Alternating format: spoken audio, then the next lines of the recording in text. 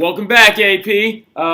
Let's pick right up off where we left off in class. We were talking about the National Assembly. Really quick, full disclosure first and foremost, do not write all this down. I'm sure right now some of y'all are listening to this for the first time. Some of you have already written all this stuff down. But the main thing about why I've been trying to use the board a little bit more and stuff like that is that I feel like a lot of y'all are getting caught up in just copying down what's on the slides because you're industrialized to that or just so used to it, or the idea that you think you're going to miss something, but just get the nitty-gritty details. That's what notes are for. You're supposed to be learning it and then just taking notation of things you need to remember or just really important stuff, right? Well, let's pick back up where after that piece of advice, whatever you do, honestly, if it's your way and it's better, that's fine, but I'm just saying I don't want you to get bogged down in the material and resent the material because the material didn't do anything to you, right? So anyway, but let's keep going. So National Assembly, right? So the National Assembly got started during the Estates General and when it was called in 1789, and it hadn't been called since 1614. And the National Assembly is a group made up of representatives from every single estate, but the bulk of them, of course, is made up of the Third Estate. And the Third Estate had their grievances, particularly in the ideas that they wanted immediate action, fair taxation, better representation for the poor, better treatment of the poor, more tax referendums, actually funneling tax money directly to the citizens, not to all these foreign debts. But the big thing they wanted more than anything else was a constitutional monarchy, right? Now, a constitutional monarchy is a system in which a monarch must act in accordance with a written or unwritten constitution set down by the people. And some of y'all are like, how do you have an unwritten constitution? That's dumb. Well, there actually is such a thing, all right? It's very, it's much more like the establishment of precedents and traditions, much like in our system in the United States, following George Washington, he was a two-term president, right? And he set the precedent of going by 2 terms, which was followed by almost every single president all the way up until about FDR, right? Anyway, so that's the National Assembly. That's their goals, okay? So the big thing about the National Assembly, though, is that the reason why they were formed, you can put reason why they were formed, or this is the reason what happened, but it's because of voting, agriculture and finance. The National Assembly was formed in the first place because they were seeking a constitution and a solution to the widespread hunger due to the low agricultural output. So the French Revolution is endemic of the massive fear of famine, which was a big reality for a lot of the people in the Third Estate. There was a large amount of rain that was very, very unusual for France for about 2 years in a row, leading to a very, very, very low wheat harvest and leading to a lot of widespread hunger.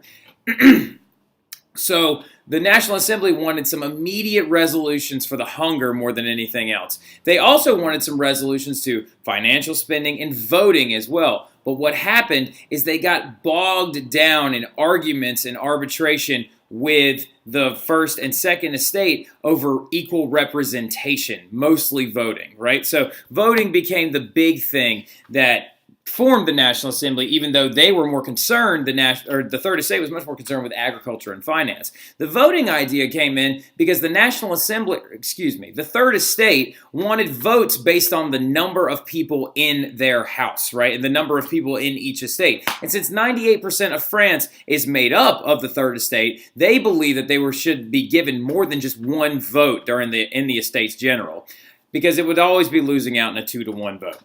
Big thing also, though, this began them calling themselves the National Assembly when representatives from the First and the Second Estate began to take the Third Estate's side and meander and cross the aisle, if you will, right? So cross that plane that we were talking about on the political spectrum, right? Going more to the liberal side. Because remember, it's not just bourgeois versus the nobility in this sense. It's actually much more along the ideas of liberalism and conservatism fighting against each other in this revolution. So this is one of the best documentations of the formation of the National Assembly. This is a relief in very, very big, great art piece in France, right? Now, the tennis court oath is when the National Assembly is going to be cemented and created and really solidified in their purpose. Because upon arrival at Versailles, which was where the Estates General actually met up, the 1,200 members of it, the other houses had actually locked the National Assembly out. So when you're freshmen, we teach it as they locked the third estate out. Not necessarily true, because I'm going to show you in this picture there were actually many clergy members that had began to cross the aisle much before any of the nobility actually did. So they locked them out of the meeting hall, probably more than likely out of fear or disrespect, either one of the two. Louis refused to hear the referendums being brought forward by the Third Estate. He did not want to change the voting rights. He did not want to start giving wheat reserves away for free, more than likely probably because he was concerned about feeding the army and the military, and also the idea of an uprising of nobility against the crown, right? So, because remember, even before the Enlightenment, the poor were always viewed as meek, weak, and violent, right? However, easily suppressed. Every peasant revolt throughout history in Europe has always been immediately shut down by the military. The problem, though, is now with professional armies, some of your Third Estate members are now in that military. They're not going to fight against their own people. More than likely, Louis locked them out of this meeting hall out of fear, because then, he did not want to have to deal with them. So they met, though, at an indoor tennis court, and this was on June 20th, 1789, that they swore an oath not to separate until a constitution was established. Actually, soon after this, 30 members of the National Assembly began a group together about writing said constitution. So it's not like they showed up day one and oh, hey, Craig's going to write this document. The National Assembly had put the ideas and the actions in place early on to create this revolution. During the actual storming of the Bastille, which we're going to talk about in about 2 seconds, one of the members of the Second Estate ran up to Louis, and they were like, Louis, there's violence in Paris. And Louis said, oh, guys, is it a revolt? And he said, no, it's a revolution. Ugh, sorry, the French Revolution is so just deep with documentation. There were so many things documented, and you can follow it very easily when you're studying it historically. So the big thing about it, this is the tennis court oath, right? This is that indoor tennis court oath. And the reason why I was bringing up the ministers of the other parties in the Estates General is because this member right here, that's a clergy member, and this is a member of the Third Estate, right? And they're swearing allegiance to each other. So we've got other members being involved. You've got a National Assembly now. A National Assembly, the idea that members of France across the party lines are going to help each other and try to make referendums against their government, right? Meanwhile, in Paris, though, for your information, Paris is not the home to Versailles. Versailles is 60 miles outside of Paris. So the king does not even live in the capital city or the most populated city in Paris. He lives on a reserve all by himself. The Third Estate is going to begin to mobilize militias, okay? So, of course, you know what a militia is. You've studied U.S. history. It's a band of volunteer soldiers, right? In response to skyrocketing bread prices. The bread prices are going through the roof due to this supply and demand economic rivalry between the agricultural sector and the industrial sector. These low crop outputs of wheat really led to high bread prices due to the fact that bread was becoming scarce. So more people who had money were willing to pay more money. You have to understand the thing about economics is that if you're willing to pay more, usually someone will sell it to you for more. That person is going to get the bread first. That's how economics works. It's all about who wants it more, who's willing to pay the higher price. The thing about it is your large bulk, 88% of the Third Estate are rural peasants or farmers, and they don't have that kind of money to pay for extra high bread prices. Also, the even finite number of people, the urban workers, which are unskilled craftsmen, out-of-work laborers, printers, stuff like that, they don't have money for bread either. So the bulk of your Third Estate is really learning this fear of famine is a very real thing. Groups of these militias are also going to begin to loot and plunder anywhere they can find weapons or food. So it's not like they showed up to storm the Bastille day one and it just went off that way. Not at all. There had been multiple plunders of convents, abbots, monasteries, noble homes, and things like that, taking food and weapons wherever they could get a hold of them.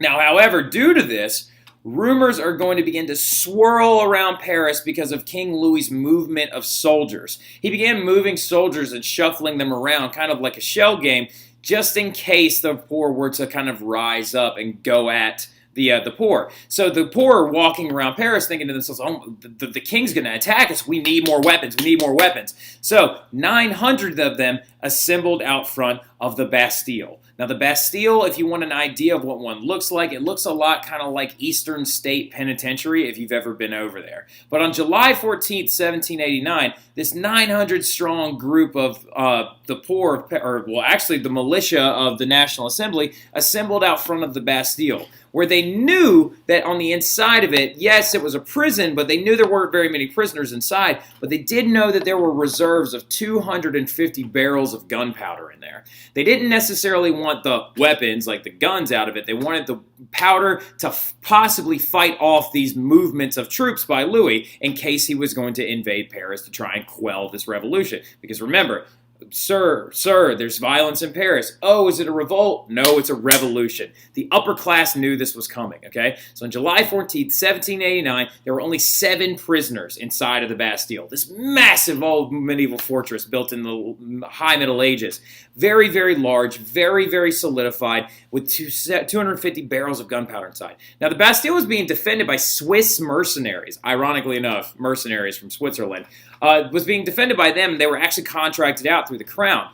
Some of the coolest things about this, though, is that the Parisians didn't storm straight into the Bastille. They couldn't get in. There was a huge drawbridge out front of it. Like, if you look really, really quickly right here, there's a large drawbridge. You can't see it from this angle, unfortunately, but there's a huge drawbridge that connects the Bastille over this waterway right here. So, one of the coolest things about it, though, is that a lot of the militiamen, a small group of militiamen from the Third Estate, from the National Assembly, actually, when they were waiting out front, there was some negotiation. Let me start over. There were negotiations going on between these 900 Parisians and the Swiss mercenaries. The Swiss mercenaries were saying, look, we're not going to give you any of this stuff. We'll give you some bread. We might have it in the back. You know what I mean? Like, we're not going to do this. We're not going to do that. And the crowd began to issue demands, just issue demands to them, saying, look, bring the governor or the warden of the Bastille out. His name was it starts with an L. I can't remember for some reason. So the governor, we'll call him the warden, all right? So the warden kept refusing the demands of the Parisians out front. And they also began to violently start attacking this drawbridge. A couple of the Parisians actually, though, climbed on top of the Bastille, loosened the controls for the drawbridge, and the drawbridge came slamming down, actually killing one of the Swiss mercenaries and crushing him underneath it. And when this happened, open fire began in the hysteria. The hysteria, people were like, oh God, what's going on? And so the mercenaries opened fire on the Parisians and killed 98 of them. But eventually they would run out of munitions, and the now 800-strong crowd of Parisians stormed into the Bastille, killing all but 2 of the mercenaries, and then also hacking the warden to death, and then putting his head on top of a pike. And they paraded it through the streets. So they literally got in there. The thing about it, though, that this thing is actually much more of a symbol of the tyranny of the royalty of France. It's much more of a symbol of the old ways of things. And this right here is the parade of heads through the street, right? So this, of course, being the National Assembly members. Look how happy this one guy is to be holding the head of the warden. Like, he's very excited about this. So a lot of different things are happening, and then the Bastille is going to come down, and literally, really quickly, write this down. Back up, write this down. Guess who is elected to lead the forces of the National Assembly? Your man, you know him, you love him, the Marquis de Lafayette, right? The Marquis de Lafayette was actually elected to lead these militias. This guy was on board, was inspired by the American Revolution. He is going to lead the militias of the National Assembly and be one of the violent centerpieces of this revolution. One of the coolest things about it, though, was his response during the Women's March. I'll show you that in a second. Now, the Great Fear was in July 17th to August 3rd, 1789. It was a big response to the storming of the Bastille. 3 days after the storming of the Bastille, riots began to break out in the countryside.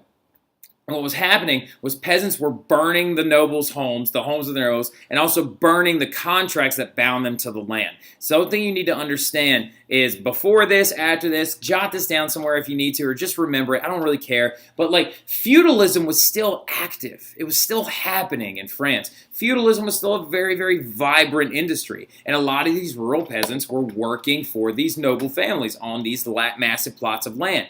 And so the peasants began to storm into the nobles' homes, kill some of the nobles, and then also burn the contracts that bound them to the land. They're basically ridding themselves of that debt and that labor debt. So this is really insane because like peasant revolts have happened all the time. Peasant revolts have been a thing that we've discussed since the Middle Ages.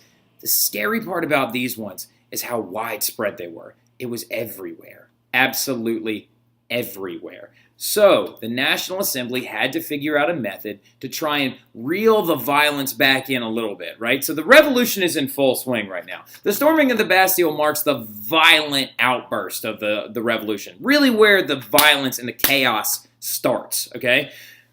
The crazy thing about it is the National Assembly realizes that it needs to be reeled back a little bit or else demands will never be met, and then it's going to turn into a possible like anarchy situation, possibly just another general rising up and taking over. So then they resulted in, this is actually one of the burnings of the chateaus during the riots in the countryside, during the Great Fear.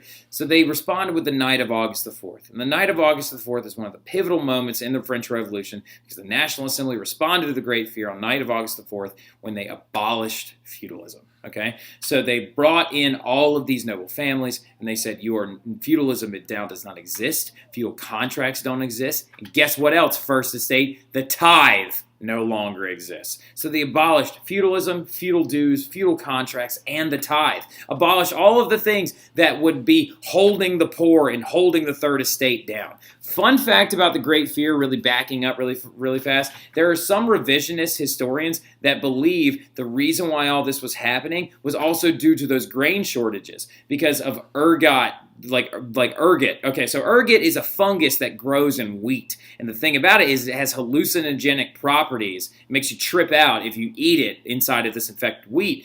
But the thing about it is like the nobles let the poor eat this infected wheat because the wheat reserves were so low due to these low agricultural outputs and these low wheat yields. So some revisionist historians believe that there's a very slim possibility the poor and the peasants were burning the homes of these nobles because they were on drugs, basically. It's hilarious. I'm sorry. I just always thought it was funny. But this is the National Assembly on the Night of August the 4th, when they outlawed feudalism. And like this is one of the most massive turning points in all of Europe because they're the first country to just bang in feudalism altogether in one night, okay? This is like the violent outburst of the poor. Finally, Sam, finally the peasantry is rising up against everybody else, right? So following this, though, you need to write one little extra thing, but it's the Declaration of the Rights of Man. Remember when I said the National Assembly assigned 30 men to go write that Constitution? This is what they came forward with. It's called the Declaration of the Rights of Man and Citizenry, okay? And Citizenry. So you need to write, a lot of people like to call it like the DUMOC, like the Declaration of the Dormoc or whatever, Declaration of Rights of Man and of Citizenry, okay? The new document stated the freedoms that all men had that were undeniable. Men were born free and equal to their rights. Another thing was outlawed by the National Assembly, write this down, was slavery. They said the freedom of all colored people. The idea that slavery was now no longer allowed. These rights, liberty, property, security, resistance to oppression were the big four things that they were advocating for in this document. This law is the expression of the general will. All citizens have the right to take part personally or through representatives in the makings of their law. Can you not tell how inspired by our revolution they were? This is a very similar document to our Declaration of Independence and also our Constitution and our Bill of Rights. The ideas brought in were things like freedom of religion, freedom of speech. These things are Voltairean. This is a very good Enlightenment document. The right of people to create laws, liberty, equality, fraternity, freedom of the press, property rights guaranteed to people regardless of your nobility status. The right to a fair trial was another really big thing that was brought in. The Declaration of the Rights of Man and of Citizenry is a very important document. It guaranteed the freedoms of all men in France and even freed some people of color, or tried to anyway. We'll get into it in a little bit where Napoleon's kind of an a-hole and he brings it back because he wants to make more money off of it. We'll talk about that later. So, This is the last event that we're talking about. It's a lot of pictures in this thing, so bear with me. It's not that much you had to write. But on October 4th, 1789, a crowd of really upset mothers starts to demand food for their families. They marched towards Versailles. Two huge groups of women, dragging a cannon or two through the rain, decide to march 6 hours all the way over to Versailles, walking through the rain to demand food for their families, right? Demanding food for their families. As they progressed forward, one group of women met up with another group of women, and they formed a huge group, right? And then also the National Guard, which is the new revolutionary militia led by the Marquis de Lafayette, meets them at Versailles, and they arrive soaking wet. However, here's the thing though, this right here deserves an underline or a star right next to it. Along the way, the mission of the march kind of changed. It changed from just bread for our families to bread for our families, and we want the king to return to Paris. Why is it that we must march 6 hours in the rain just to communicate with the leader of this country, right? So as they went, they walked and they walked and they walked. And one of the coolest things about this story, one of the very cool things about this story, is that originally it resulted in negotiations. The king allowed five women to come in and talk to him about what was going on. And according to, I don't know if this is legend, myth, whatever, but according to the story, the women were charmed by Louis. Louis was, of course, dressed to the nines and was still kind of chunky and a little gross looking. But back in the day, that wasn't that big of a deal because that meant you were healthy and well-fed and established, right? But he was sitting there talking to him, and apparently he was so charming that one of the women passed out, right? So, and then one of the women passed out, was like, oh my God. And so he sent them out saying, we will release some of the bread in the royal reserves. Some of the bread, right? Some of it. That is ridiculous because as those women left, some of the women left with them with this bread, but then a huge faction of women with the National Guard stayed and said, no, screw this. We want him to return to Paris as well. And they stormed into Versailles and killed guardsmen and broke through barricades and did all this other crazy stuff where they were just tearing down doors and windows and breaking things and killing his guardsmen. And then they also captured Marie Antoinette and King Louis. They wanted Louis alive, but the women hated Marie Antoinette. Hated her. Thought that she was a terrible woman because she was not supporting the families and the women and the children of Paris by releasing the bread to the reserves on her own. But remember, she's young. She's just some princess, right? So the Marquis de Lafayette decides to step up and save her by going onto this balcony where they had Marie Antoinette standing, and all these women were pointing muskets at her, ready to shoot, yelling terrible things at her, calling her awful names, and the Marquis decides to take a knee and kisses her hand. And then the crowd turns. The crowd turns and they start saying, Vive la reine, like long live the reign, as in long live the queen. Yeah, the Marquis is a very important person in this entire revolution. He drops off a little bit later on, but that's a crazy story that he just kisses her hand and they change their mind. So after this, the king is going to be forced to return to Paris. We're going to pick up on that on Tuesday. We're going to cruise through the rest of the revolution, talk about the Directory probably on Tuesday night, get through Napoleon, bang, bang. We'll talk about how we're going to do this midterm shenanigans later on, okay? I hope y'all enjoyed it. I will see you guys on Tuesday. If there is weather on Tuesday and we do or don't have school for some reason, I will post something then, okay? Hope y'all enjoyed it. Talk to you guys later on, Camden Catholic. Enjoy your long weekend. And go Birds, baby.